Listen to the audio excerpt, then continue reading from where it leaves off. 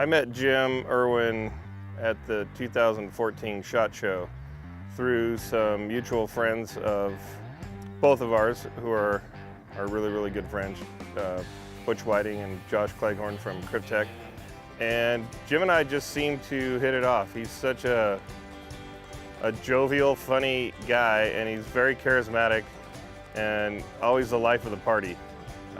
Had an opportunity, you know, to do something for a friend, you know, give back, and asked Jim if he wanted to go mule deer hunting in Nevada, and he jumped at the chance, and it was kind of an opportunity for me to give back to somebody that's given so much to this country, but you know, also take a friend hunting who doesn't really have that much time in the field. So I think we're going to have a great time.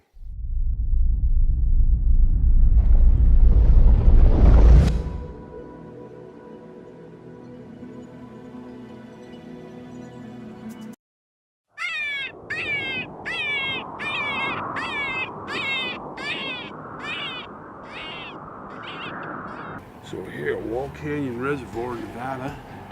Ready to do a little deer hunt. We're a little rusty this morning. Got in about midnight last night. Full moon out, I believe, and here we go. Ready to do this? Yeah. We get all Cryptech up and go play with the animals?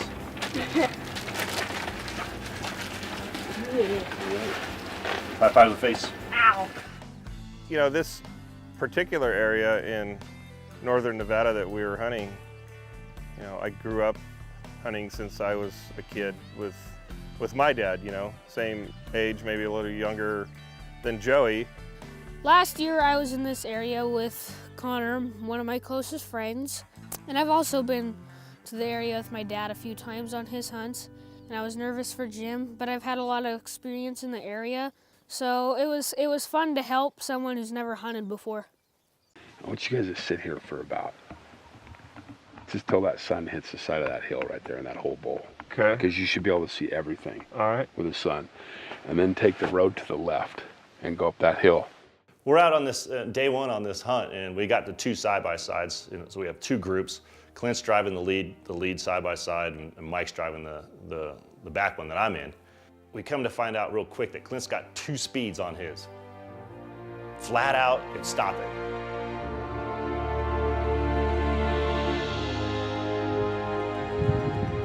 We just drove from, it's called Boulder Reservoir. Came around and there's a little hill right back over here, and we jumped a herd of deer off. I think they were bedded down in the sagebrush right next to the road. They ran over the hill and they ran all the way across this flat and went up there. Capurro, you know, he's my best friend, but his driving skills leave something to be desired. There's a lot lacking there. So when he says, I want to go try this road, you let him go, because sometimes it's not even a road. It looks like a road. It might have been a wagon trail back in the 1800s. That doesn't necessarily mean it's a road. This right here don't look too hot. That's why I was told you to stop here.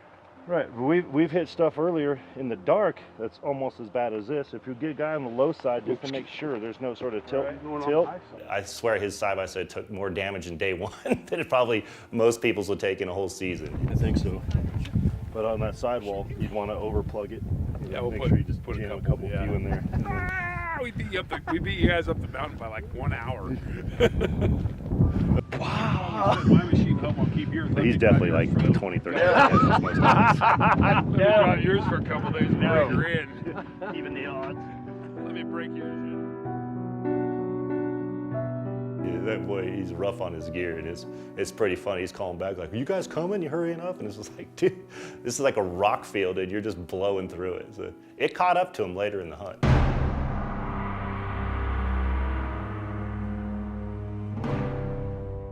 Oh, check it out. So we're creeping up the road here in the snow and caught a rock, who knows what side, but it basically dented probably that deep on the interior. We're having a snowball fight right now. That was the shot. Okay, I lost what I was gonna say. Anyway, it was an epic snowball throw at 4:30 in the morning with a bent rim and a flat tire.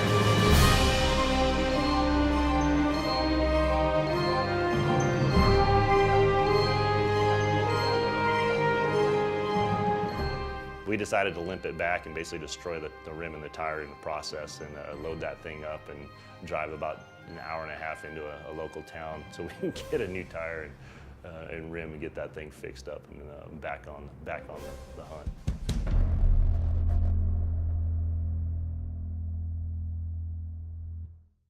So the tip of the day is about our really good friends and one of our main sponsors, Les Schwab Tire Centers.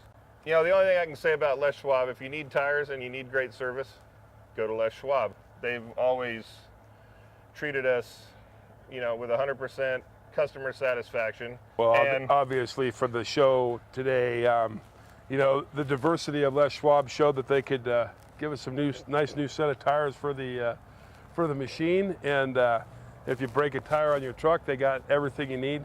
They're we have hour and 15 minutes from one of the most remote spots in northern Nevada, and we're at a Les Schwab store up in Alturas, California. So I mean, because of your expert driving skills, we had to go see our friends at Les Schwab, but yeah, they took care of us. Right, right. So you don't have to worry about Clint and Prime Revolution team. If Clint's driving, Les Schwab always has repeat business. I'm their best customer.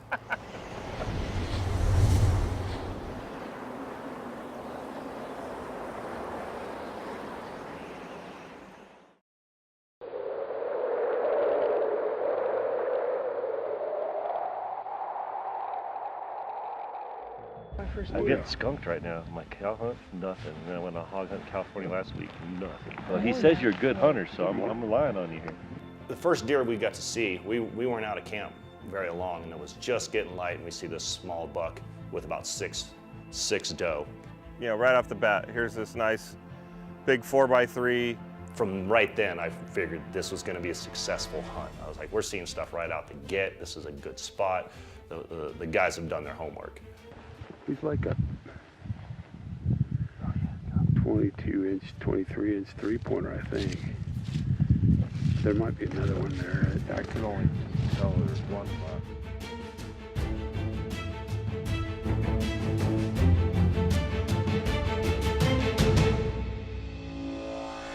This small buck and 6 doe, and I'm already ready to get on the trigger. And they're just like, well, be patient, be patient. There's bigger stuff out here. You think so? Yeah. Left side, you look 3. 1, 2, 3. I think he's 4. He's split off. You got 2 in front, and he's split. He's definitely split on top. The second one we see is a real tall, old 3-point, and we actually got out and started putting a move on that one to see if we can get some more information on it, and if it's a woods be worth harvesting.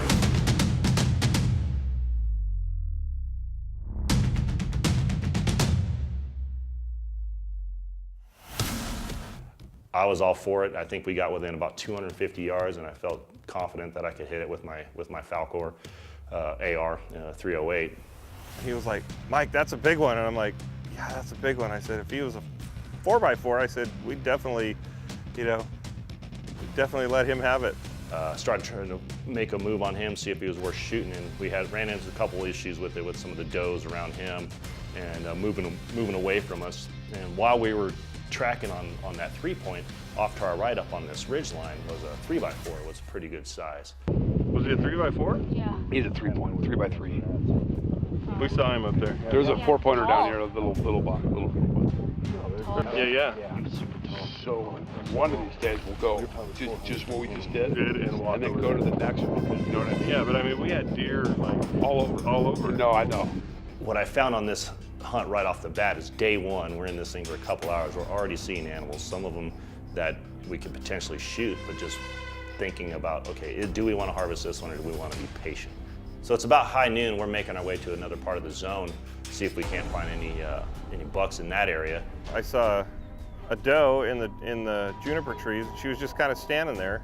Just this one doe. And I'm like, so Mike, usually these things work in like packs, right? There's got to be more stuff out there. Like, yeah, I'm sure there is. And so we stopped for, you know, a good 10, 15 minutes to see what she was going to do, and She just stood there like a, like a statue. It didn't move. Just start to make our way off, and we get a call from the front side-by-side saying, stop, get ready. And bigger in Stuttgart, there's a big old buck standing right behind that doe in the exact same spot we were just looking a minute prior.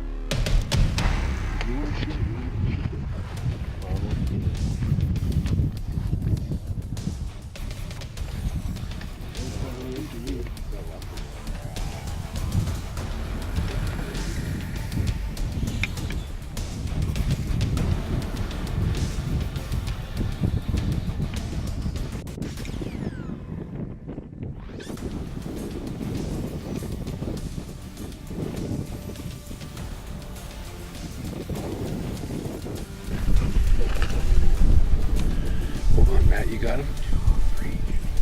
203. Take your time, boys.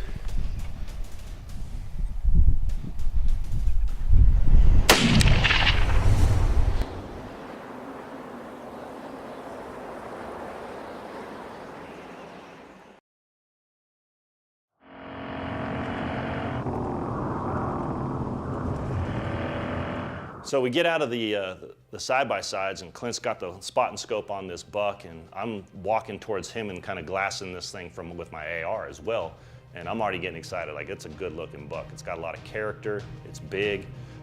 It's meaty. I mean, he's in the rut. Hold on, Matt. You got him? 203. 203.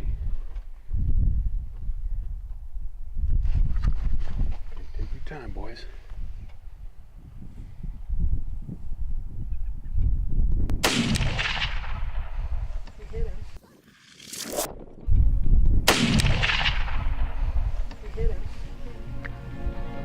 He jumped. I was watching him in the binos and his back legs kicked up in the air. I put it right here, just above high.